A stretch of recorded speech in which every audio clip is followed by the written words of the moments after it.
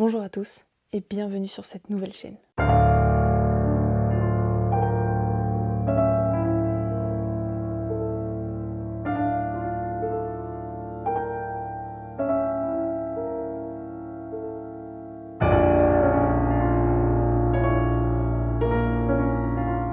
cette première vidéo, ainsi que les 31 suivantes, nous allons nous intéresser à des créatures provenant de mythologie du monde entier. Pourquoi 31 ? Vous comprendrez à la fin de la vidéo. Aujourd'hui, direction les pays nordiques pour découvrir une créature féroce que même les dieux nordiques craignaient. Je parle bien de Fenrir.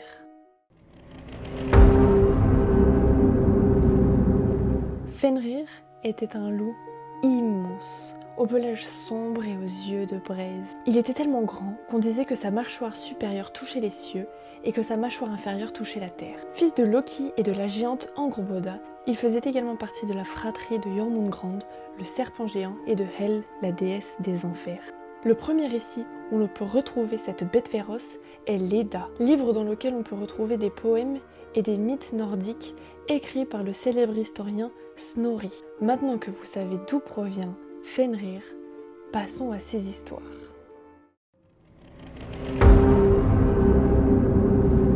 Comme je vous l'ai dit tout à l'heure, dès sa naissance, il terrifiait le monde entier et les dieux nordiques y voyaient une terrible menace. Ils voulurent donc tester sa force en fabriquant un lien puissant nommé l'Oedi. Sans surprise, Fenrir réussit à briser ce lien. C'est alors que les dieux décidèrent de fabriquer un deuxième lien, plus fort encore, nommé Dromi. Mais celui-ci céda bien plus facilement que le premier. Ce qu'il faut savoir, c'est qu'à chaque destruction de chaîne, Fenrir prenait en force. C'est au tour aux nains de Svartalfheim de créer un lien puissant. Réputés pour leur forgerie excellente, ils confectionnèrent un lien indestructible, Gleipnir. Il était constitué de matériaux assez spéciaux comme du crachat d'oiseau ou des nerfs d'ours. Au vu de ces ingrédients, on comprend un peu pourquoi il est indestructible. Mais Fenrir, devenant méfiant de l'approche de quiconque, il proposa un marché aux dieux pour se laisser rapprocher. Si qui que ce soit voulait l'approcher, le bras d'un des dieux devrait se trouver dans sa gueule tout au long de l'échange. Un seul dieu fut assez courageux pour relever ce défi.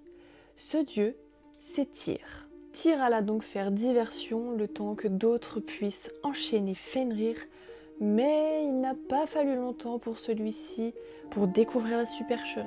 C'est alors qu'il ferma sa mâchoire d'un coup sec et sectionna le bras du dieu. Mais il était trop tard. Fenrir était enchaîné.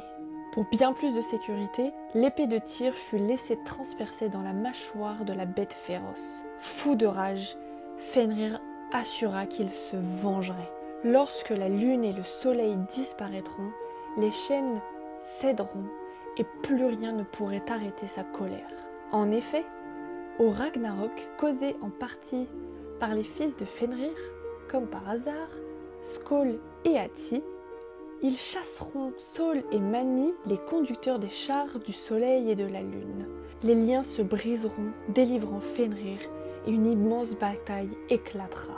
Fenrir alla sans plus attendre combattre Odin, qui laissa sa vie. L'immense bête sera finalement vaincue par Vidar, le fils d'Odin, grâce à sa chaussure magique qui transpercera le cœur de Fenrir.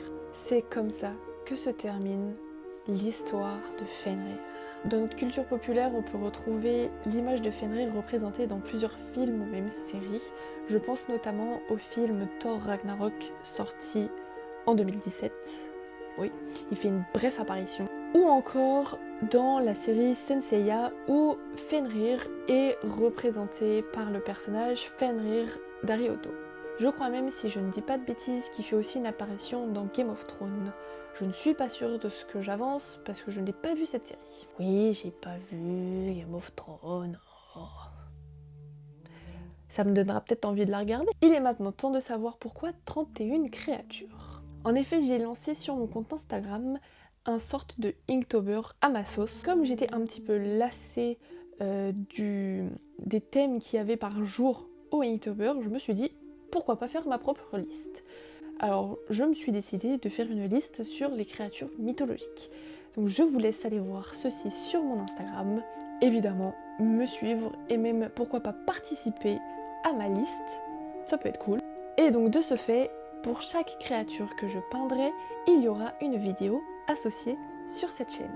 Donc vous l'aurez compris, en ce premier jour du mois d'octobre, la première créature c'est Fenrir. Et voici la toile associée à celui-ci, que vous pourrez donc retrouver sur Instagram. Encore une fois, n'hésitez pas à participer à cette liste. Vous pouvez m'envoyer vos illustrations sur mon Instagram directement, car à la fin, les meilleurs dessins remporteront peut-être un petit cadeau. Merci d'avoir regardé cette toute première vidéo. Je vous invite à liker, à partager, à vous abonner. N'oubliez pas d'activer la cloche pour être prévenu des prochaines sorties de mes vidéos. Et on se retrouve demain pour une nouvelle créature.